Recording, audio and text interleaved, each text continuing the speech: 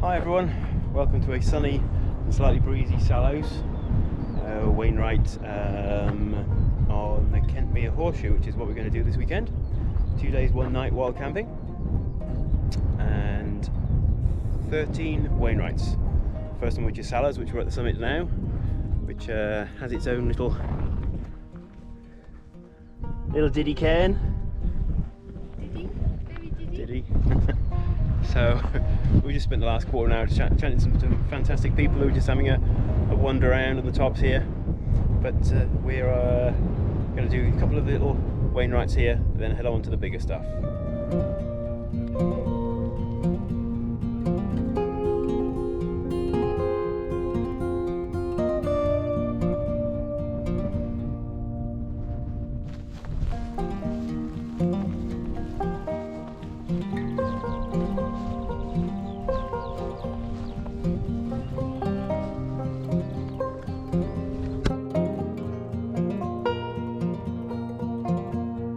Here we are, Wainwright number 2 for the day, Sour House. Fantastic little fell. Another little diddy cairn on the top. But I'm looking north now because we have to retrace our steps for only about a kilometre. But then we have the summits of Yoke, Eelbell, Froswick, and then Thornythwaite Crag, which you can see in the distance. And then we drop down through a col up onto Stony Cove Pike, where we are going to be putting the tent for this evening. Right on the top, literally. It's a bit breezy, but it'll withstand the breeze and the wind, no problem. But yeah, oh, absolutely stunning weather today. It really is absolutely gorgeous with just far-reaching views. I can see south all the way to Morecambe Bay. It's about closer, you can see Windermere and just fells all around. Looking across to the Lakeland Fells, to the east, just every direction there are just fells everywhere. Absolutely unbelievable, and all from this little tiny Wainwright. Fantastic. Good job, Wainwright.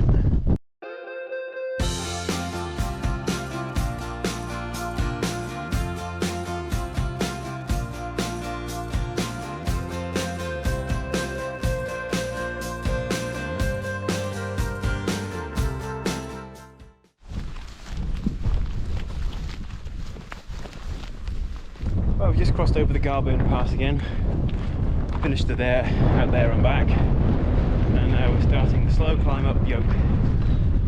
I think it's about a couple of kilometres to the top, but after that, the next couple of summits, really close, Eelbell and Froswick. There's the ultra event that's going on. We've just passed more people going over Garburn Pass, but now we've passed that, nobody around again, apart from us and the skylarks.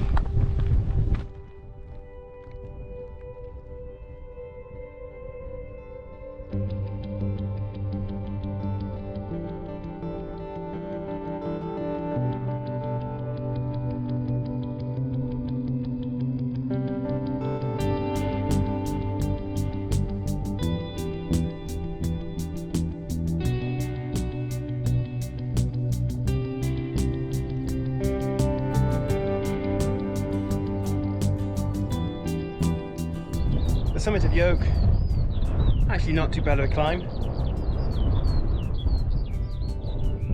fantastic views from up here.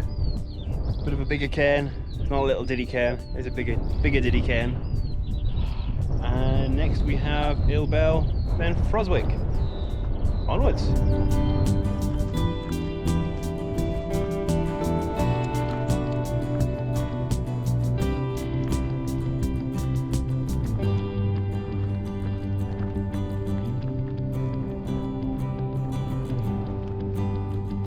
Just coming off the summit of Yoke, and suddenly have a view down into Kentmere Valley, and you can see Kentmere Reservoir. It was built to feed, I believe it was built to feed Kentmere and Staveley. It's now no longer used, and it just sits there. Yeah, no longer used.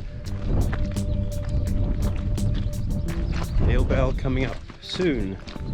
Only about 500 meters away now.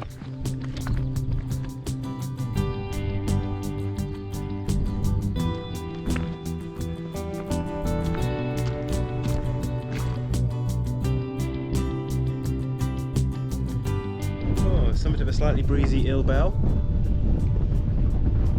Quite an easy climb actually. I really love these beehive cairns at the top. Sometimes get around the lakes.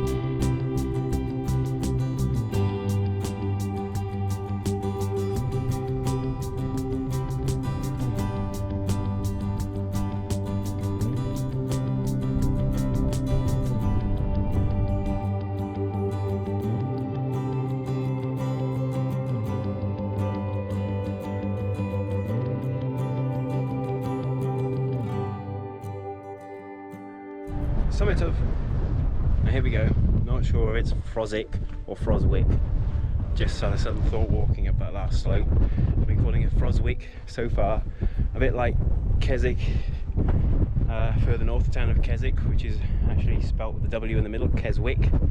So I'm just suddenly thinking, is this Froswick? If you know, it'd be great if you could put it in the comments below. It'd be good to know if I'm pronouncing it correctly or incorrectly. We're going to try and find somewhere to get the stove out, get ourselves a coffee and have some lunch, if we can find some flat, sheltered area. And then Thornthwaite Crag next.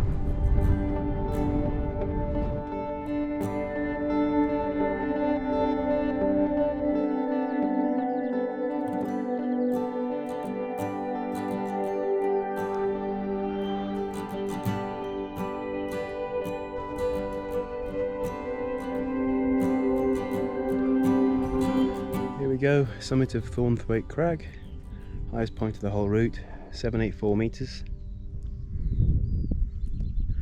Quite a fantastic summit cairn.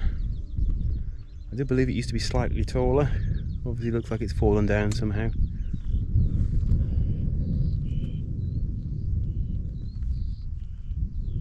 Just the dry stone walls all the way up here, 784 meters above sea level, and still dry stone walls up here. You just wonder how harsh it was building all these walls years ago.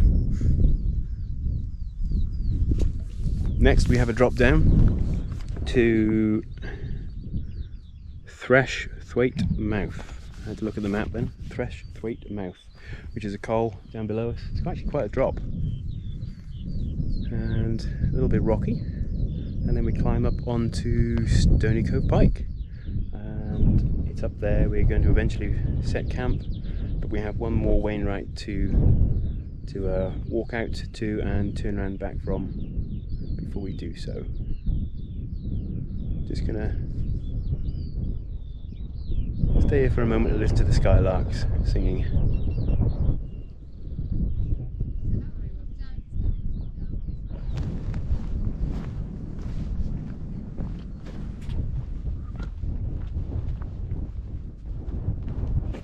Just left Thornthwaite Crag, heading downhill to Thwaite Mouth, which is quite a drop down. view which should come into view any moment now.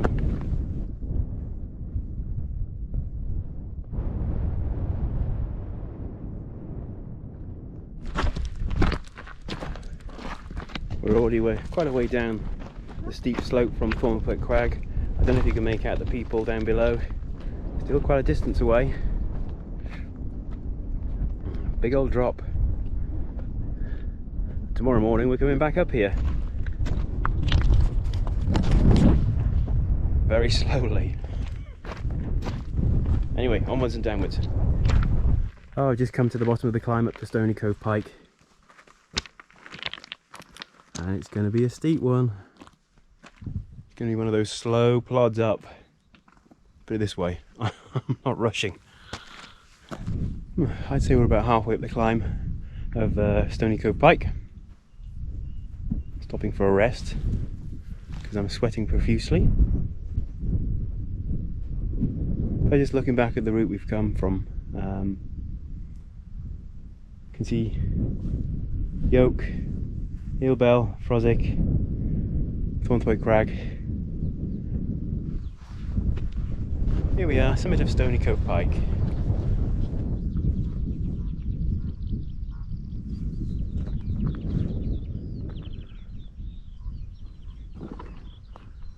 One more Wainwright to do before we wild camp. Hart Sop Dot that'll be. That's not too far away. It's about just under 2k away. So 2k out there. It's on a ridge on its own. So 2k out and 2k back. And then we've just found a small tarn that definitely has plenty of water in it because I can see the water rippling from this distance. So that's okay. Yeah, out there, back. Set up camp. Dinner. Perfect. But the view from here is just stunning. And it's so peaceful. Hart Sop Dod just come into view. Bit of a drop. But view all the way down to Ullswater, which is beyond. It's just so peaceful here. I can actually see across to the Scarfell range. No cloud in it. A little bit hazy, but what a view.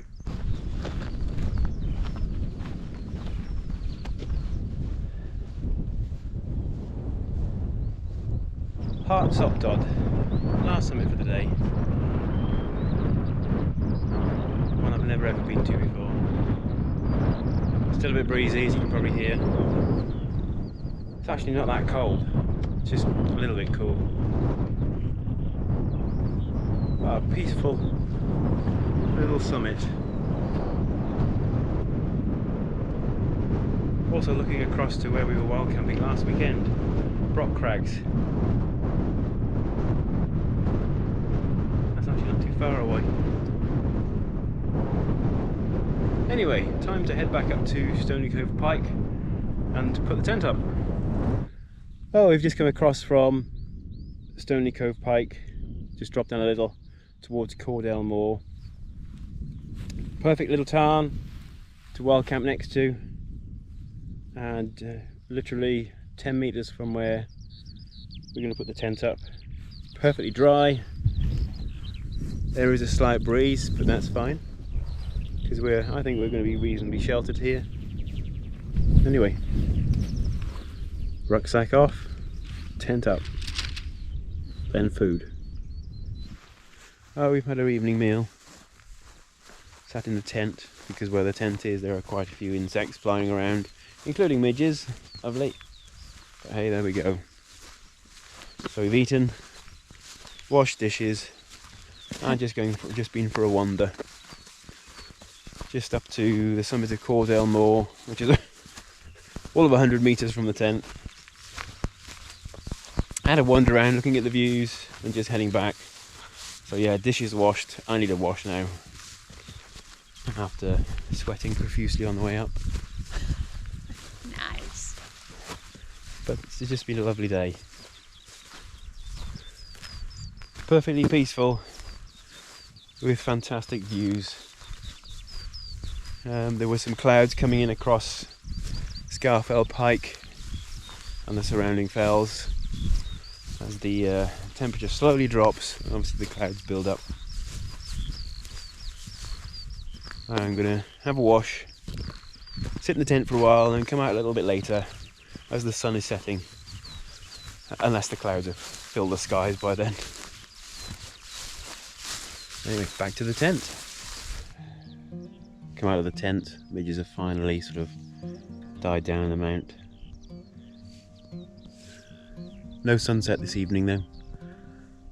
Cloud has filled the sky. Well, mostly filled the sky. There's still some clear sky to the east, but to the west it's completely covered. In fact, most of the mountains have been swallowed by the cloud. You can still see a view of the way we came up today. So, just after we set up camp, the guy and one man and his dog appeared over the horizon, large pack on his back. Even the dog has its own pack. Just came across to say hello, have a look at the water supply, the tarn we're next to, and then he set up tent about 200 meters away. Can just see him on the horizon. But yeah, just gonna take in the view and then head inside and sleep.